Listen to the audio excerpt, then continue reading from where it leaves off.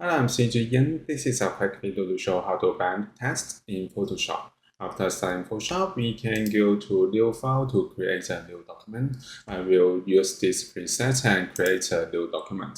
Next, I press Ctrl 0 to view fit, and then we can go to left toolbar. We can find Type Tool. Click and hold. We can find horizontal Type Tool, and I click on Artboard, so we can start to type. I type band text.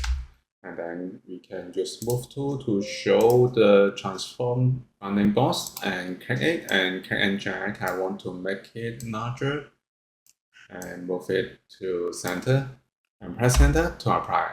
Next, we can go back to horizontal type tool and then we can go to top option bar. We can find the button create warp text. Click and then we can find warp text window and then in style we can choose arc or we can choose arch, and also we can use arc lower and we can use arc upper, just depends your situation. I will choose arc and then we can change the percentage in banding, and also we can change the direction from horizontal to vertical.